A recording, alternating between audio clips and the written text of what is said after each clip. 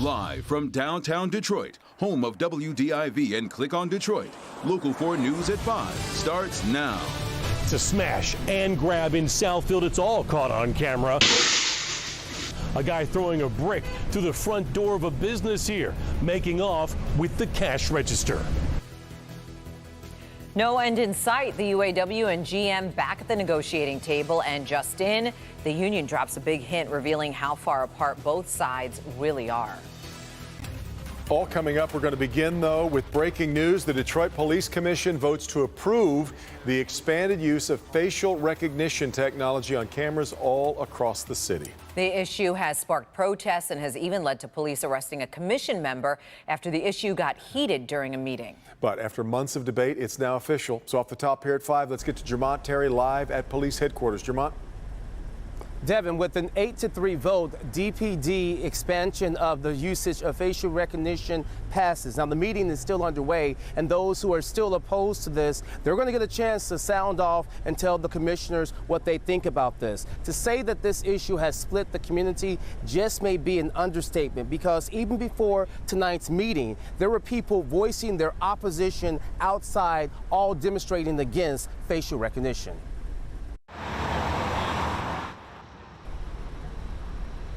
Now, the group, while small this afternoon, still represents a large portion of the community, many who felt that this technology is simply inaccurate when it comes to identifying minority suspects. They believe it also violates civil liberties. While inside, while people rallied outside, inside at the meeting, a packed house, standing room only, actually, as they listened to that vote come down. A vote which included major revisions, one which centered around disciplinary actions for any officer who misuses the technology, something that was not originally in the draft.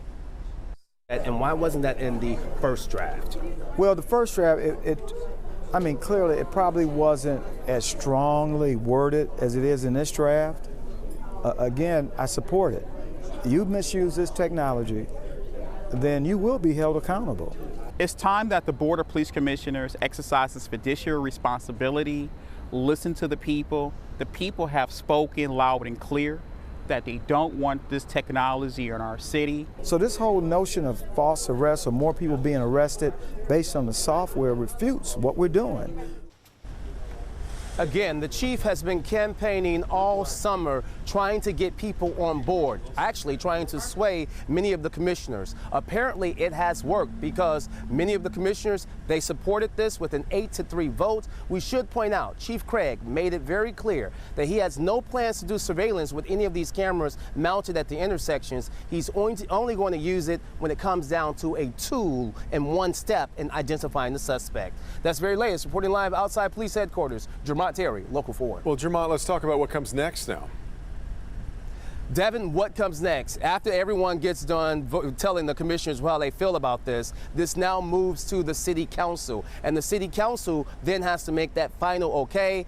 There's some people who believe that there may be some support from the council to bring it back to this commission, but that seems very unlikely at this point. But we'll have to wait and see. We will. All right, Jermont. One man is dead after being hit by a train while crossing the tracks in Dearborn this afternoon. It happened right around 2:30 this afternoon near West Village Drive and Monroe Street. According to police, the 52-year-old victim was looking at his phone when he was hit by the train. Police are still investigating the incident. Our other top story at this hour, the owners of a nail salon could only watch on their phones as a man was breaking into their business. The video catches the man breaking through the glass, rushing in, and then ripping out the cash register. Sean Lay shows us how one thing the crook was wearing might help police catch him. We are in Southfield, telegraphed right near 12 Miles. Someone early this morning throwing a brick through the front door of B Nails, a nail salon. The whole thing here caught on camera. You can hear and see him smashing his way into B Nails on Telegraph in Southfield at 4:43 this morning. Watch. He grabs the register and runs off. Kelly Tran and her father own the place and watched it all go down on their security cameras, feeding the break-in right to their smartphones. I opened my phone and then, we have the app that recorded all the activity from those cameras there and there. Do you know this guy? He is a skinny Caucasian man wearing a blue hoodie. He has on baggy gold shorts and he's wearing distinctive sneakers. The thing is, he got away with cash, but police now have this video, a big key to tracking him down. Like after all, I think that's the stupid idea. Like he break in this plaza and then, you know, because there's camera everywhere.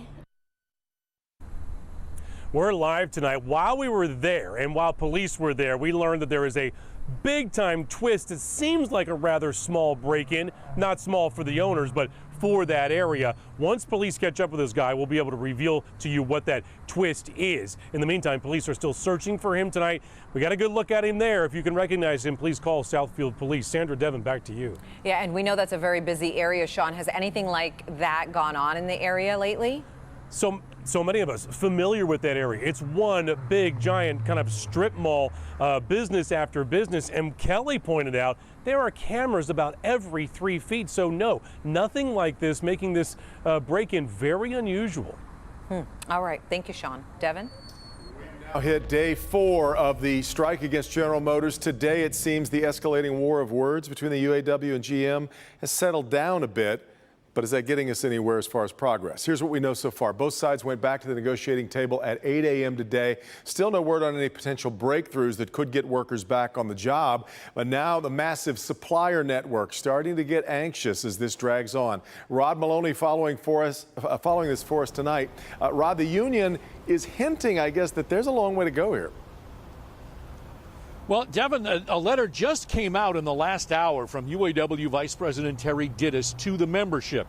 He had a good news, bad news scenario. Good news, they're making progress. They're getting somewhere. He says that the teams are working very hard. The bad news and the most telling part of the letter is that he says, quote, the process of meeting in subcommittees and main tables will continue this weekend and beyond if a tentative agreement is not reached. They don't have one of those yet. So they're hinting and getting everybody ready to spend the weekend on the picket line. We are the union! We are the union! Mighty, mighty union! Picket lines remain in front of all of the several dozen UAW GM facilities from coast to coast. The enthusiasm has yet to wane. We make the company millions, and they don't even show any kind of gratitude for that. So and that's why we're out here. Now that we're into day 4 of the strike and GM's losses run into the hundreds of millions of dollars, there's pressure building for that deal. But labor relations expert Dr. Arthur Schwartz tells us in a strike where even the union admits it didn't have to happen, getting a deal became that much more difficult. Yeah, well, it's very easy to take people out on strike. You just tell them to go on strike. It's a lot harder to bring them back, and that's because expectations go up. The rank and file are watching closely, anticipating that windfall, a return of much of what they gave up during the GM bankruptcy. And that is why Center for Automotive Research analyst Christian Dijic believes getting a better deal is going to be very tough and is going to take a while. It always comes down to the things that are the economics. The core economics are base wage increases, how many employees, what are the product guarantees, what's healthcare going to be. The things that cost a lot of money, you can't solve one of them until you solve all of them. And that's the weight of the deal. Which means it's a very weighty deal that they've got a lot of work to solve. Now, we talked about suppliers last night. 1,200 Unifor Canadian auto workers ended up getting laid off in Oshawa. I'm told that the plant that is next door that builds cars is about ready to run out of parts. They did build today. We're still watching that. And Next Steer, which is a GM supplier, they make steering components, and they have a big plant up in Saginaw off of I-75 if you go up there often. They're now preparing their workforce to be perhaps shut down in the next day or two. They're going to have to wait and see where all of that goes. Devin, back to you. So we got just a little bit of what we have so far really came from the union side. Anything coming out from GM tonight? So far, GM is not saying anything, but I think that that's what this is truly all about. You got the union saying, okay, guys, we're going to be here a while, and the company sitting back and saying, let's just get this contract done and get it over with. So this weekend, Monday, Tuesday next week, that's what we're starting to get the impression of because there's so much heavy lifting to do. Seems so. All right, Rod. Going into the finals, we all had such high hopes for the Detroit Youth Choir to win America's Got Talent. After making it to the final 2 acts, they fell just short of winning, finishing in 2nd place. Their journey on America's Got Talent was an amazing accomplishment. It sure was. And it was crazy in the newsroom last night as they kept getting one step closer. Watching. They made it, of course, to Hollywood on the golden buzzer vote by the host Terry Crews, with America voting for them, though then they kept going and going until they made it into the finals. And for the final performance, they brought back the song that got them there, Can't Hold Us. After the results were announced, the kids and the director, Anthony White, still very grateful and giving Detroit plenty of love for their 2nd place finish. I still feel like we won, like, no matter what. So, yeah, I feel like this is a big W in our book. And, like, I feel like I just want to thank Detroit for everything that they've done for us. You have voted, Michigan, you have voted, you have put a statement on the hearts of AGT. We love you. Of course, it was the singer Cody and piano player Cody Lee who was named the winner. He takes home the $1 million prize, also gets to headline a show in Vegas. It's been so much fun, and when the choir gets home tomorrow, they are in for a huge celebration here. The fun continues. That includes the choir getting the key to the city from the mayor, Mayor Duggan. And of course, we want all of you to join us tomorrow as we celebrate the Detroit Youth Choir in Campus Martius Park. The celebration starts at 4 in the afternoon. It is free and it is open to everyone. It's going to be great. We are off and running on this Thursday. Let's get over to Dr. Frank McGeorge. It's a life-threatening problem facing a growing number of patients. People are dying because they're rationing their insulin because they can't afford it. Why does insulin cost 1/10 of the price just across the border in Canada? We're angry. We demand answers. I'll take you inside the battle to make insulin affordable for everyone who needs it.